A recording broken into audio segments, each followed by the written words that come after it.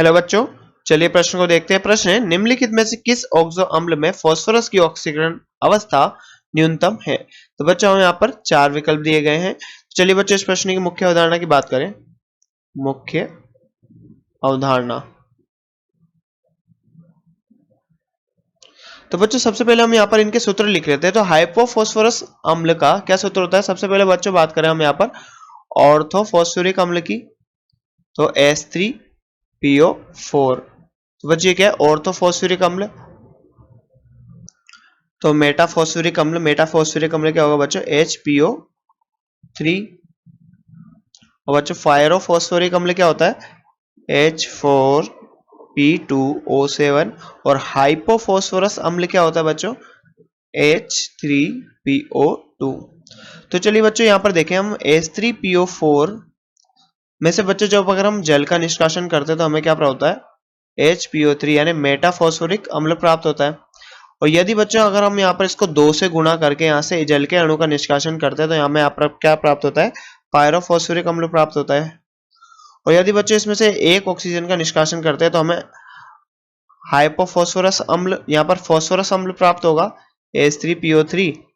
और फिर बच्चों एक और ऑक्सीजन निकाल लेंगे तो हमें क्या प्राप्त होगा, H3PO2। ये क्या है, हाइपोफॉस्फोरस अम्ल। तो बच्चों सबसे पहले प्रथम विकल्प की बात करें, हमें क्या दिया गया है, हाइपोफॉस्फोरस अम्ल के बारे में। तो हाइपोफॉस्फोरस अम्ल, इसका सूत्र क्या होता है बस, H3PO2। तो बच्चों यहाँ पर हम फास्फोरस की ऑक्सीकरण संख्या निकालें तो हम जैसे कि जानते हैं बच्चों, तो यहाँ पर क्या करें बच्चों, हम मान लीजिए हमने यहाँ पर हाइड्रोजन फास्फोरस की हमने ऑक्सीकरण संख्या x मानी। तो यहाँ पर हाइड्रोजन की कितनी होती है, 3 -1 होती है। तो 3 इंटू +1। बच्चों यहाँ पर हाइड्रोजन की +1 ऑक्सीकरण अवस्था होती है और ऑक्सीजन की -2 +x -2 +-2 इंटू 2 बराबर 0। तो यहाँ से बच्चों x का मान कितना निकल के आएगा, प्लस हाइड्रोजन की +1 ऑक्सीकरण अवस्था है तो यहाँ पर 3 + x -4 बराबर 0। तो बच्चों यहाँ से x का मान कितना निकल के आ रहा है, 1। यानी यहाँ पर फास्फोरस की ऑक्सीकरण संख्या कितनी है बच्चों, +1। अब बच्चों विकल्प नंबर बी की बात करें। विकल्प नंबर बी क्या है, पायरोफॉस्फोरस फॉस्फोरिक अम्ल H4P2O7। तो बच्चों यहाँ पर इसकी ऑक्सीकरण संख्या देखें तो 4 इंटू +1 +2x -2 इंटू 7 बराबर 0। तो यहाँ से 2x बराबर कितना, 2x + 4 -14 बराबर 0। तो 2x बराबर कितना, 10। तो यहाँ से x बराबर कितना बच्चों, +5। तो यहाँ पर फास्फोरस की ऑक्सीकरण संख्या कितनी है बच्चों, +5। अब बच्चों विकल्प नंबर सी की बात करें तो यहाँ पर क्या है, मेटाफॉस्फोरिक अम्ल HPO3। तो बच्चों यहाँ पर देखिए मेटाफॉस्फोरिक अम्ल में क्या है, यहाँ पर 1 + x मान ली बच्चों हमने यहाँ पर फास्फोरस की +-2 इंटू 3। तो यहाँ से कितना निकल के आ रहा है बच्चों, x +1 -6 बराबर 0। तो x का मान बच्चों यहाँ पर +5।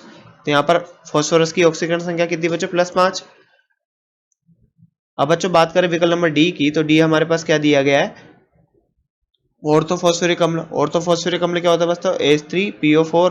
अब H3PO4 में बच्चों फास्फोरस का ऑक्सीकरण संख्या निकाले तो 3 + x +-2 इंटू 8 बराबर 0। तो यहाँ से x का मान बच्चों यहाँ पर भी +5 निकल के आएगा। तो बच्चों यहाँ पर बात करें तो पायरोफॉस्फोरिक अम्ल, मेटाफॉस्फोरिक अम्ल और ऑर्थोफॉस्फोरिक अम्ल तीनों में +5 ऑक्सीकरण संख्या है। और जबकि H3PO2 यानी हाइपोफॉस्फोरिक अम्ल में +1 ऑक्सीकरण अवस्था है, अर्थात बच्चों इसमें सबसे न्यूनतम है। तो बच्चों इस प्रश्न का सही उत्तर क्या होगा, हाइपोफॉस्फोरिक अम्ल, हाइपोफॉस्फोरस अम्ल H3PO2, इसमें बच्चों न्यूनतम ऑक्सीकरण अवस्था होती है। तो बच्चों आशा करते हैं आपको प्रश्न समझ में आया होगा। धन्यवाद।